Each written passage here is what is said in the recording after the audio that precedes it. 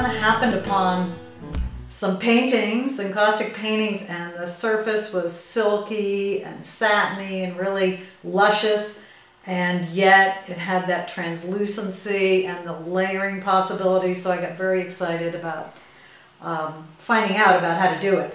And I took a workshop. It ended up, basically it took me about 4 years of experimenting to really feel like I could control the medium to get it to do all the things I was excited about having it do. Why I love this encaustic process is because by its very nature of layering and things floating in there, it suggests a sense of time. This process is sort of a cross between cooking and chemistry and art. You really have to understand the properties of these materials. And there's the process of the heat, the heating and the cooling. So you just brush it across the surface. And you can see that it pretty much dries almost immediately. So right now I've got this new surface sitting on top of a couple of surfaces that have been fused together as one. So encaustic actually means engrate, to burn in. So what you're trying to do is fuse one layer to the next so that it becomes one integral top. So right now I've got this one sitting on top, which could kind of just flake off. So I need to use a heat tool, which will fuse this into these other layers that are already fused together. So this heat gun will get really hot. So I start off with high just to sort of heat up the whole area evenly.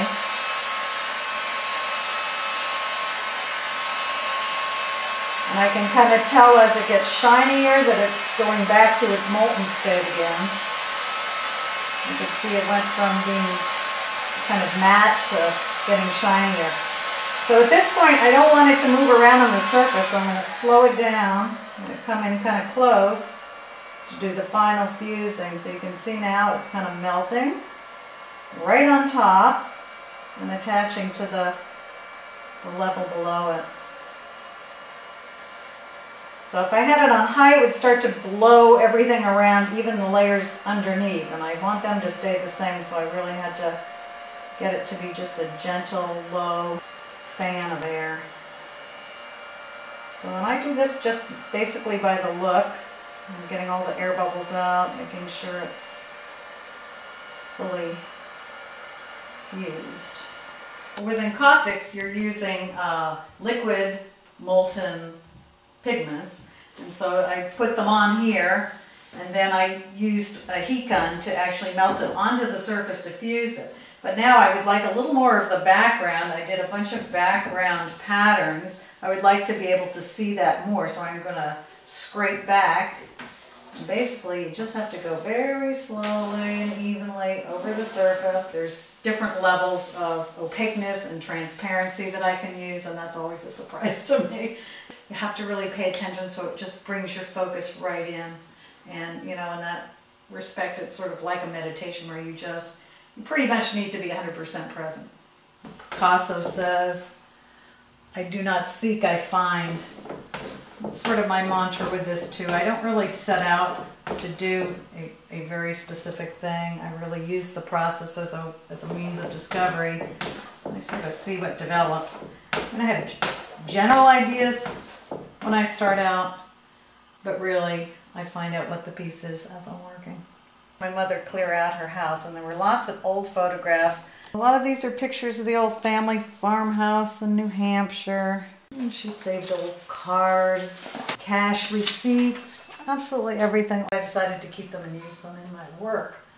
So I've always loved collage, so that kind of fit in with that. I also have always used some kind of form of the word and letters in my work as a kind of as a decorative element almost, but now I'm using it also in terms of past and narrative and telling a story.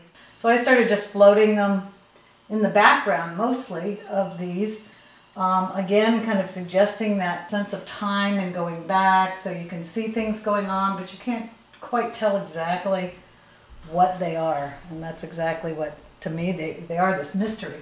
I also like this notion of things going on under the surface. So you can see, you know, in one sense you've got the pattern in the front, sort of a Victorian, very regulated pattern, but underneath you can see things moving. That's also in my thoughts and in my emotions, all those things that go on behind the surface.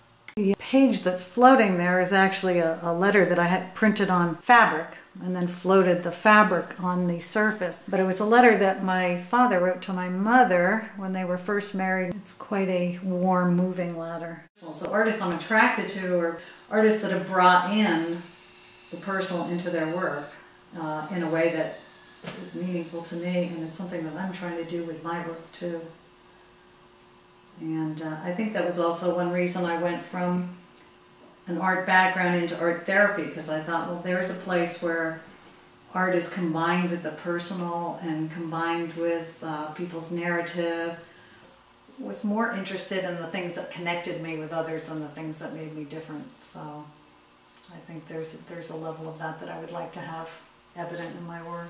As much as I'm using a lot of these artifacts from the past, I'm really aware that we are constantly retelling our stories and changing them and even going back in time. And there's this process that goes into time and forward of us telling ourselves our stories and how we learn about that and how we change that. And I think that for me, creating and doing art is a way that I'm kind of getting in touch with what my stories are and changing things, that kind of flexibility of mind, and just being aware of that process, the process of always recreating yourself and your idea of yourself.